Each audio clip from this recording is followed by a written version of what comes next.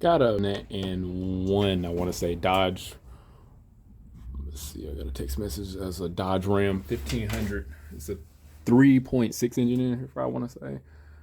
I'm not like a huge Dodge fan. I think that's what's in here. It's a 6-cylinder. Just know that.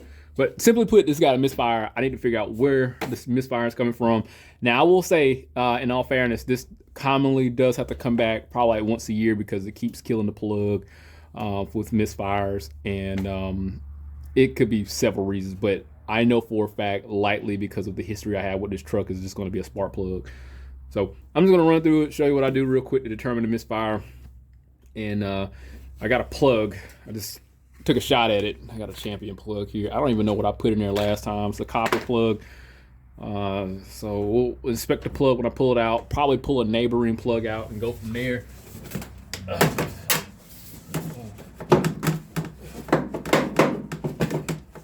Get this off. Air duct. That was a lot of work. Whew. Now this car is like old, so I'm not gonna be able to pull data and get like misfire information. So one thing that I do is I just got like these forceps, I think that's what they call, but these are little grippers and then you can lock them in place. Got them for Harbor Freight. Got some rubber hose and some wire. And what I'll do, because I ain't got nothing plastic to be able to grab onto the wires when I loosen them up. So I'm gonna use this, which is still like very dangerous. Don't copy me. So run that down. Should be right where it needs to be. So this is like my first line of defense, the rubber. And I'm gonna put this alligator clamp on somewhere metal, not on a computer. I can put it on the alternator somewhere. I know it's going to be, I can put it right there on the back of the bolt of the alternator. I know it's going to probably be like, why would you put it back there? But let me tell you about the spark plug. When the spark plug sends a fire out, it goes from this electrode to, guess what, a ground. And that ground is, guess what, on the block. So this is totally fine. I'm not gonna have any issues. So if anything happens, the misfire is pretty much gonna go through the shortest path, the path of least resistance, which is gonna be this ground wire here. And this has less ohms than me. Let me show you here. Now, let's just say I decide to, ground myself out from here to the electrical component. I mean, it doesn't display anything because it's on automatic. Let me see. Yeah, it's not going to display anything. Let me test it here. Well, it's working, but I am a conductor. I do have somewhat of a resistance value, and if I'm on the frame, that electricity is going to, it's like 20,000 volts is going to jump from that wire to me and into the frame, and it's not going to feel good, put it that way. But being that, even though it doesn't display, I do have a value. I possess a value, and we can see that. But if I was to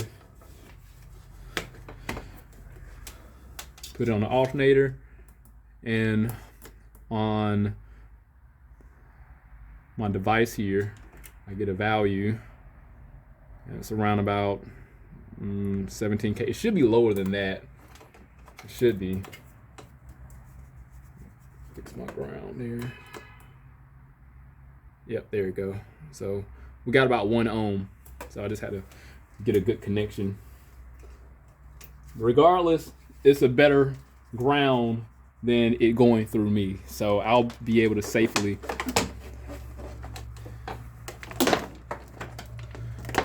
pull my wires and not get electrocuted, hopefully.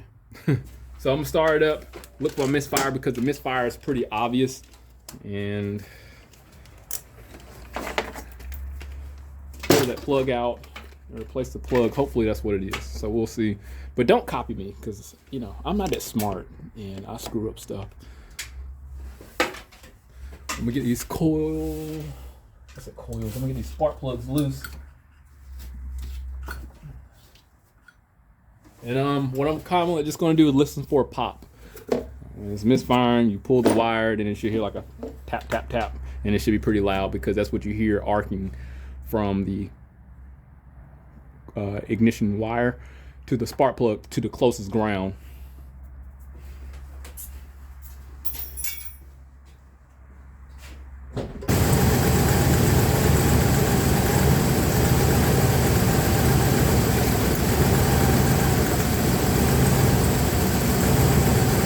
That chain's idle.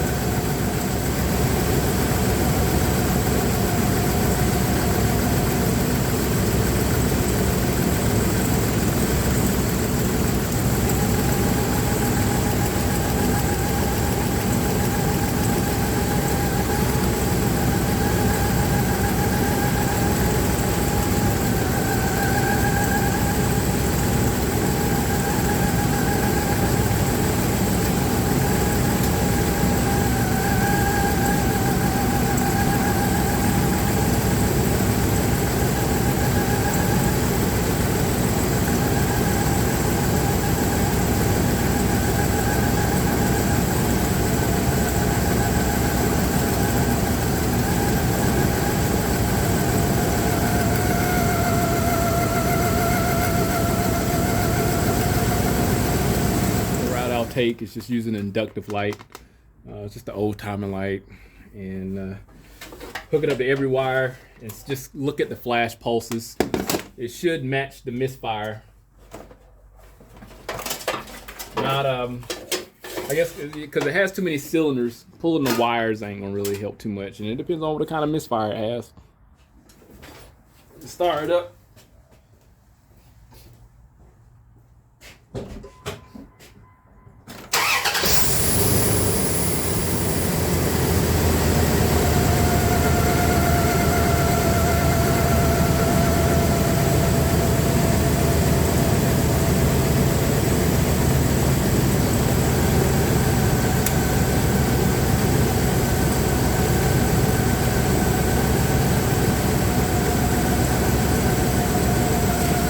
Looks like that's where our issue's gonna be.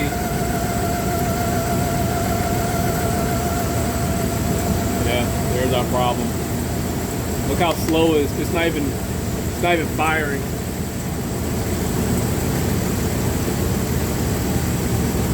Look at that one.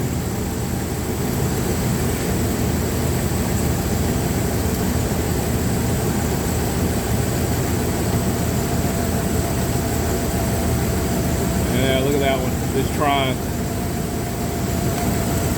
Pull that one out.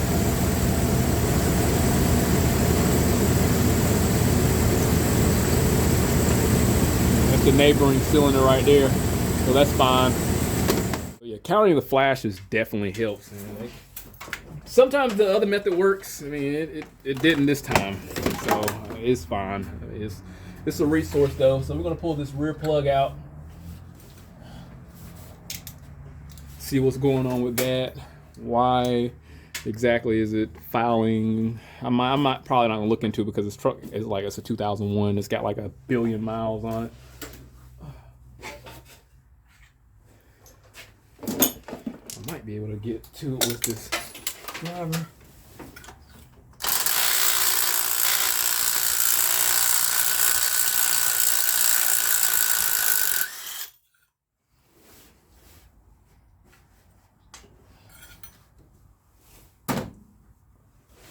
So I did put a champion in there before. Oh wow, this was a platinum. I'm just gonna throw a copper in there because the coppers fire better anyway.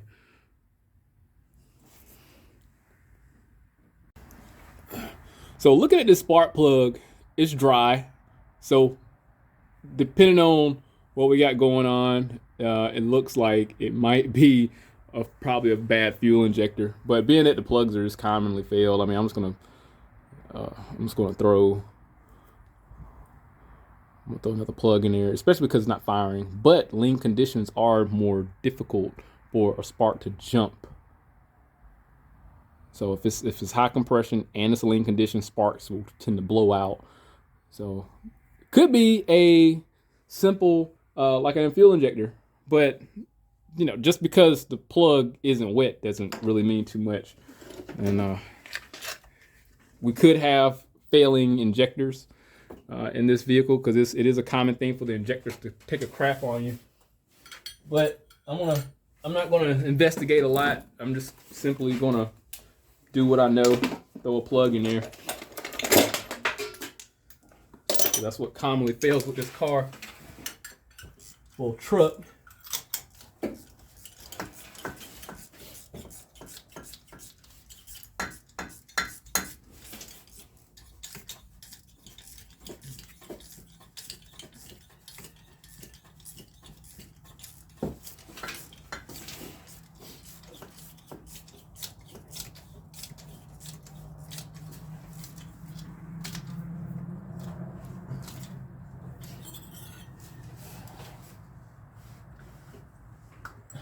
All right, start it up.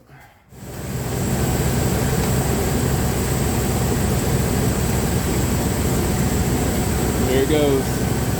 It's firing.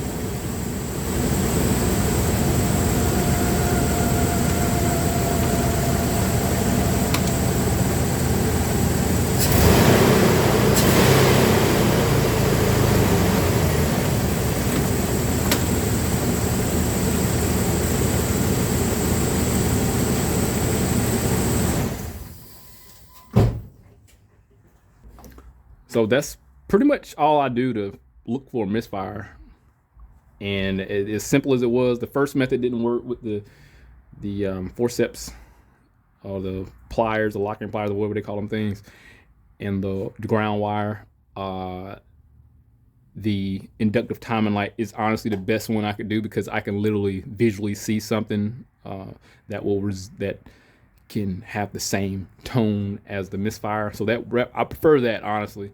But if I have to use like my first method, I will. But second method worked like a charm, like always. Old faithful, old reliable. As far as like why I keep misfire failing, I think that it could be injectors going bad, but the car runs great. Like right now, I could drive it. I mean, it runs excellent.